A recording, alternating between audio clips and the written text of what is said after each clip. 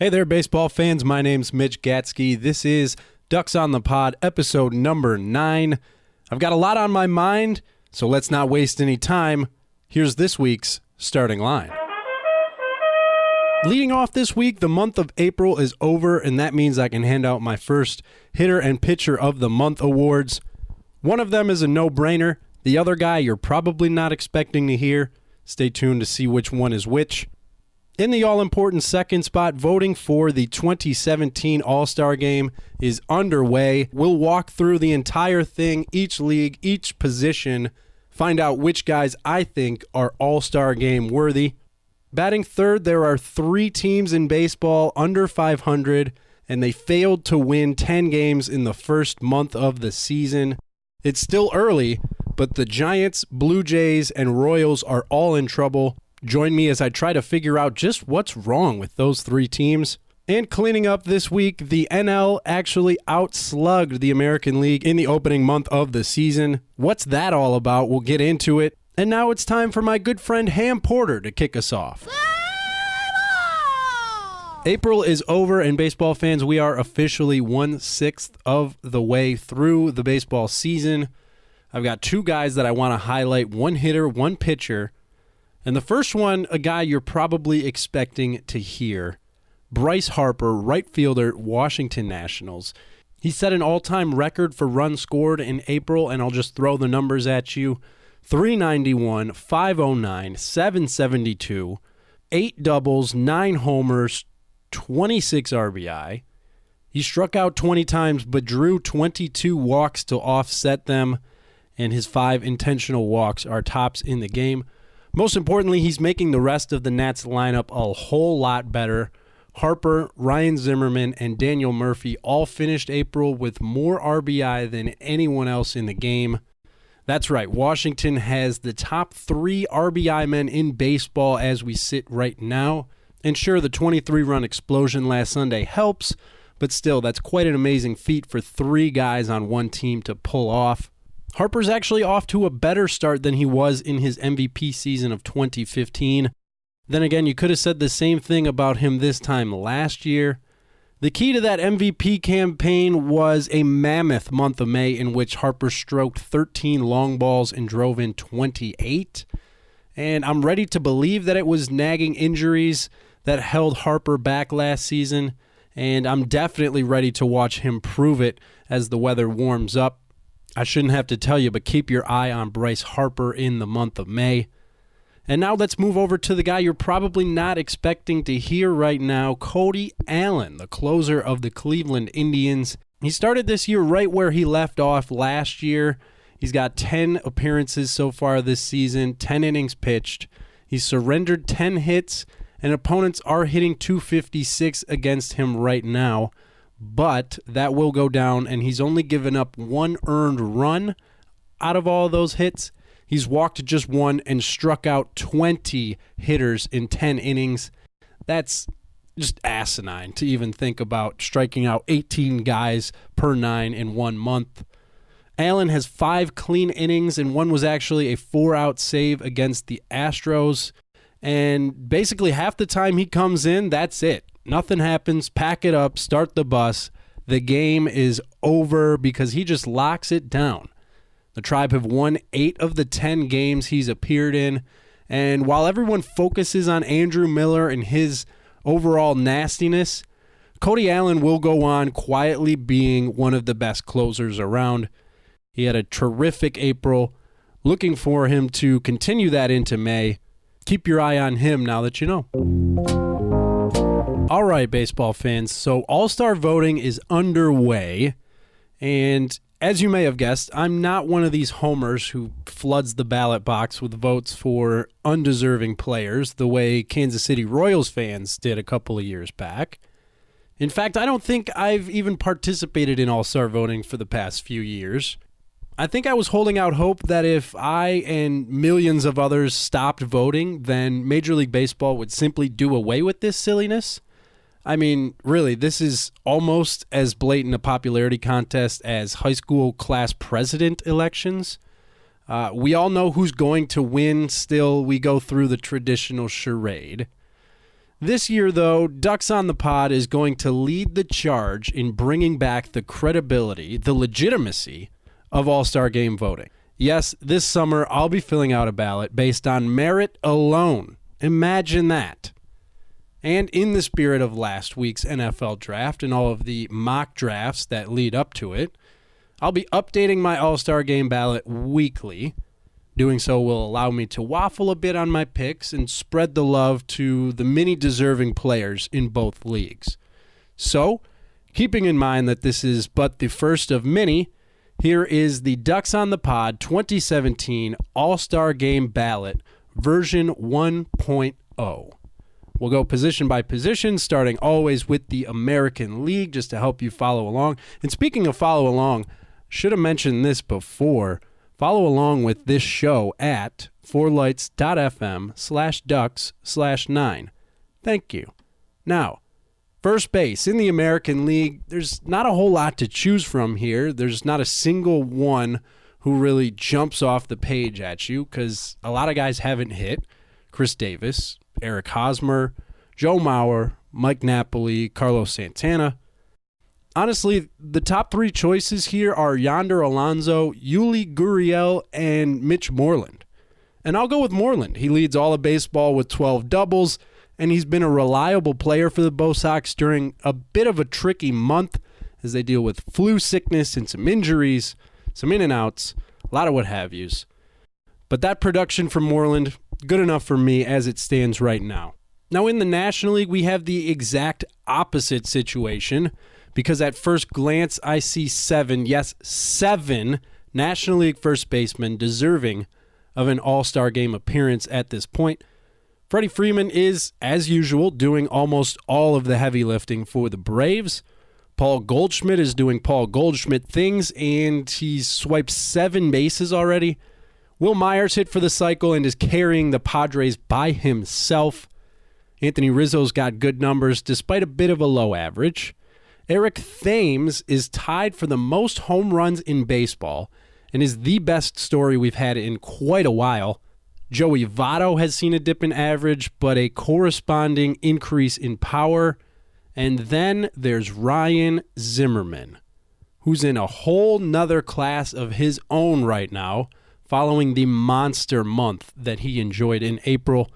We talked about him last week. I apologized for doubting him on our season preview show, and he responded by stepping it up even more over the past week. Now he leads multiple offensive categories, including hits, extra base hits, total bases, home runs, RBI, average, slugging percentage, and on-base plus slugging. All that in just 96 plate appearances. You just can't beat that.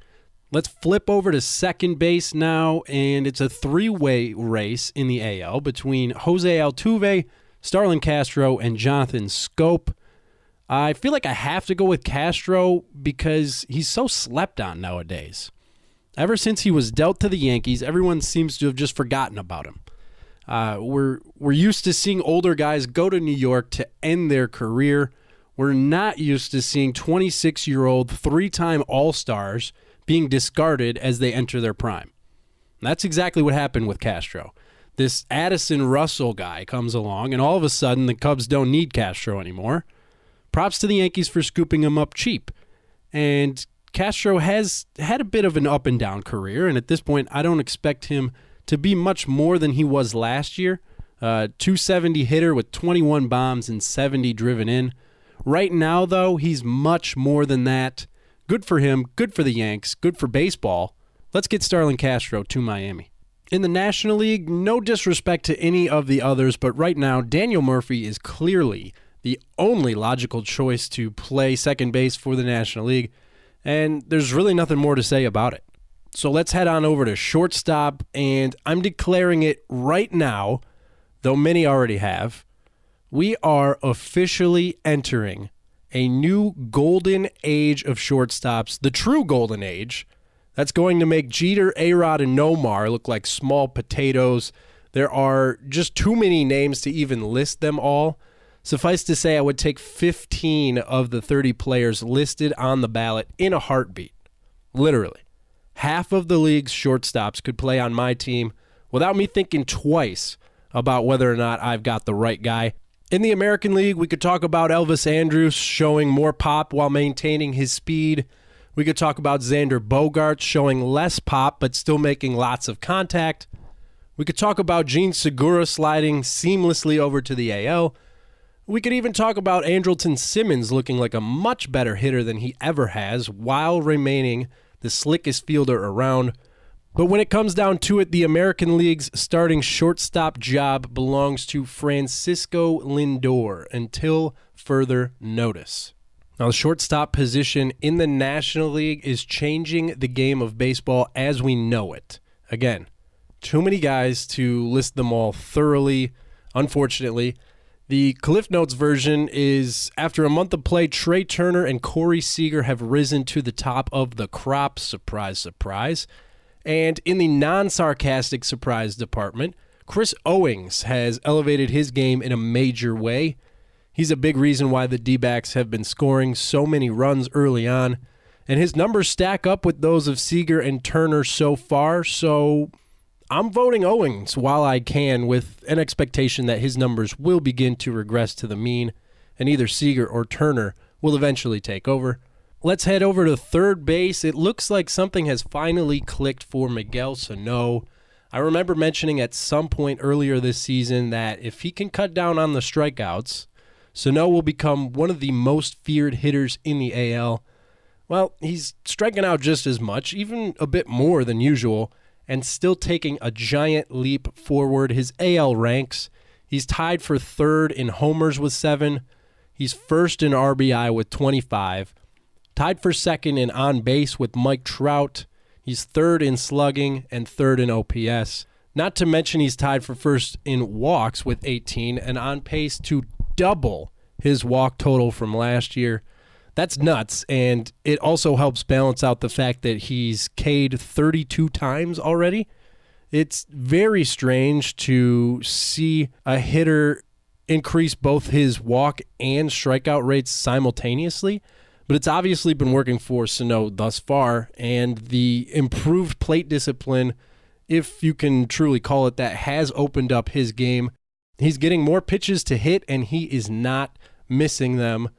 So I have to give a shout out to Jose Ramirez. Keep doing your thing, but as things stand, Sano's got to be the man at the hot corner for the AL.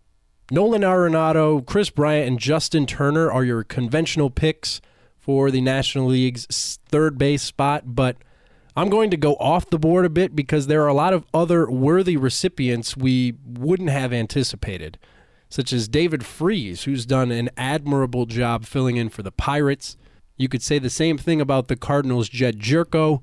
Jake Lamb is following up his breakout 2016 season quite nicely. 15 of Travis Shaw's 25 hits have gone for extra bases, and he's been plating a bunch of runs as a result. Then there's my guy, Eugenio Suarez. No stats that blow you away. He's hitting .325, but there are a lot of guys doing that at this point. More than anything, it's just Suarez's ability. Suarez? It's his ability to do everything well and consistently that earns him my vote. And it also helps his case that there are no other Reds I'd even consider putting in the All-Star game at this point. Let's go behind the dish now to pick out our catchers.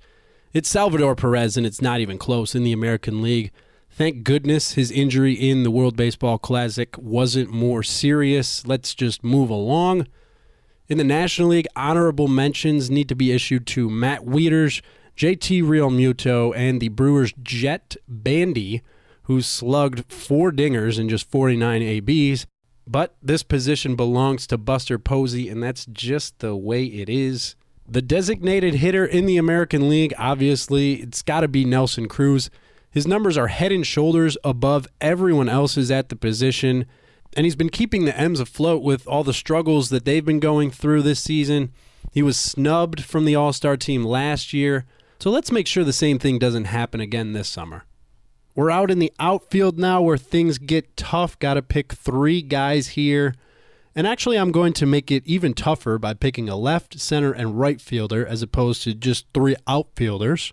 In the American League, we'll start in left, where I'm going to put Chris with a K Davis, partly because we need an A's representative, partly because he hit 42 four-baggers last year, but mostly just because I want to see him hit in Marlins Park. In center field, it'll be Mike Trout, I guess, if we have to. In all seriousness, Trout is off to another unbelievable start, and more people need to see him play. Over in right field, Avisail Garcia of the Chicago White Sox.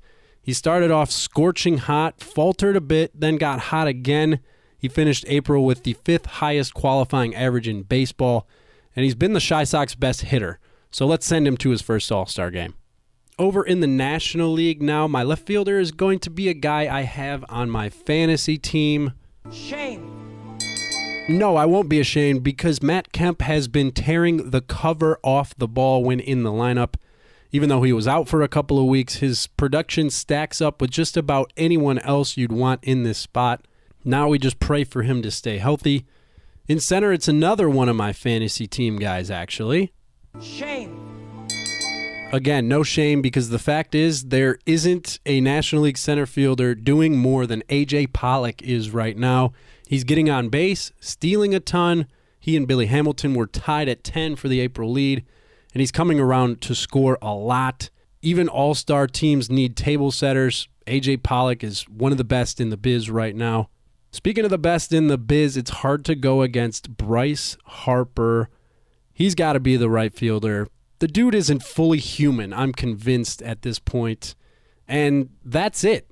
The Ducks on the Pod 2017 All-Star Game Ballot version 1.0. Let me know which selections of mine you agreed with, which selections you disagreed with. There's a link to the ballot in the show notes. Go fill out one of your own. Send us your picks, and be sure to follow along as we update the ballot each and every week leading up to the Midsummer Classic on July 11. It's still much too early to be watching the standings, but it is an appropriate time to start worrying if you're a fan of one of the 3 teams that failed to win 10 games in the first month of the 2017 campaign. I got a kick out of this one. I started to prepare this segment Sunday night, and then all 3 of these teams went out and won on Monday night. So maybe May will offer a new beginning for these 3. And they better hope so, because they won't survive another month like April. Let's start with the Giants, who are now 10-17. They won just one series all month, and all but 2 of their games were against divisional opponents. That's real bad news if you're a Giants fan. Not only are they off to a slow start, but they've gifted the rest of the NL West with some pretty easy wins here early on. That makes it tough when you want to play your way back into contention. They are tied for the second fewest runs scored at 91. Through 27 games, that's 3.37 runs per game. That's just not going to get it done. The bullpen also remains an issue. You can tell Bruce Bochy doesn't want to pull his starters unless he has to. He's just very reluctant to go to that bullpen. Saw it on Monday night with Johnny Cueto. He got into a bit of a jam. It actually worked out in Bochy's favor on this occasion. Cueto able to escape the inning, giving up just the 1 run. But that bullpen, we saw it happen last year toward the end of the season. It just fell apart. They could not hold on to leads, and it really cost the Giants a shot at a division championship. And early here in the 2017 season, it looks like, despite a different cast of characters, it's more of the same from the Giants bullpen. They've really got to get this figured out because, as I mentioned, the offense isn't scoring a lot of runs, and when you do have a lead, you need to lock it down.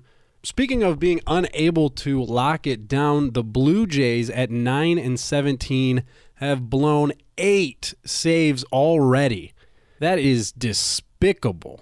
I mean, say they convert half of those blown save opportunities, which I don't think is unrealistic, then all of a sudden they're 13-13 and they're right back into the thick of things in the crazy AL East. I hate to put it so simply, it doesn't make for great analysis or food for thought, but Roberto Osuna and Jason Grilli simply need to step it up or this team is doomed. Like the Giants, they're not hitting well enough. Kevin Pillar, actually, taking a look at the stats, is the guy that kind of jumps off the page at me, at least, as a guy who's living up to his expectations. Donaldson hasn't hit for power. Bautista, obviously, has done pretty much nothing, and the Blue Jays really struggling to replace the production that they're missing from Edwin Encarnacion, who, of course, took off to hit the free agent market, now playing in Cleveland.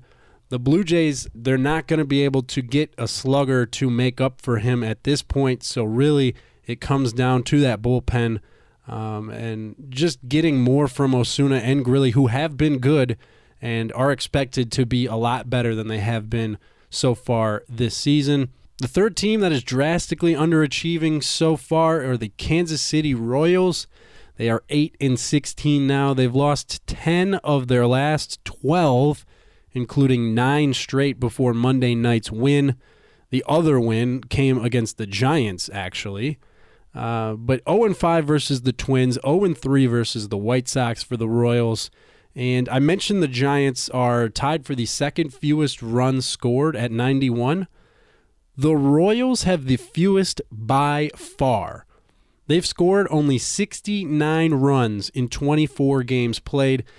That's a sickening 2.88 runs per game. You simply cannot win ball games that way, especially when your pitching staff carries around a 4.06 ERA. That's right around league average. I warned that the end of an era was near. You saw the writing on the wall with all the pending free agents coming up in this offseason, but I didn't think it would come this quickly. It's kind of sad to see, actually.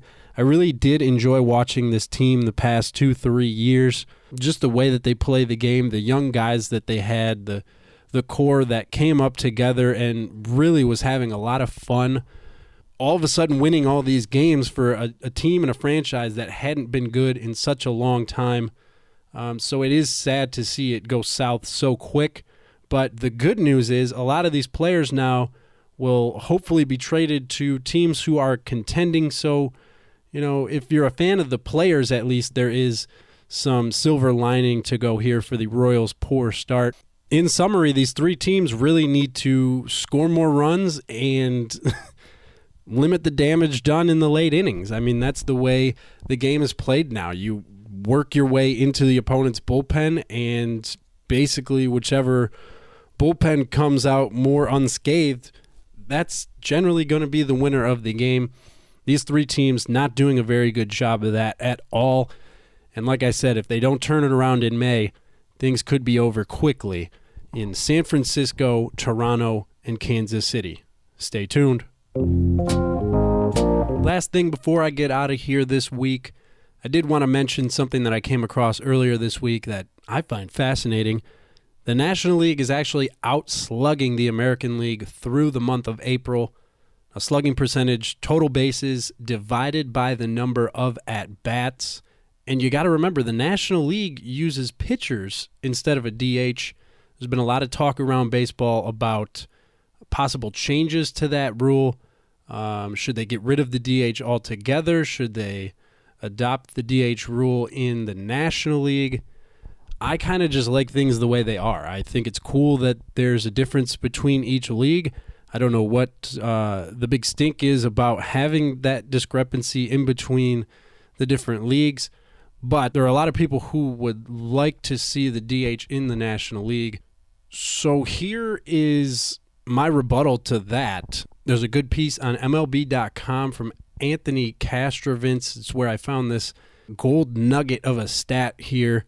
Castrovintz says that the National League's slugging percentage as a whole, that's all hitters in the National League, their slugging percentage was .419. The AL's was .395. He says that the last time the NL outslugged the AL in a full season was 1972. Those of us who are baseball historians know that the very next season, the AL adopted that DH rule. In the month of April this year, designated hitters slugged just 386.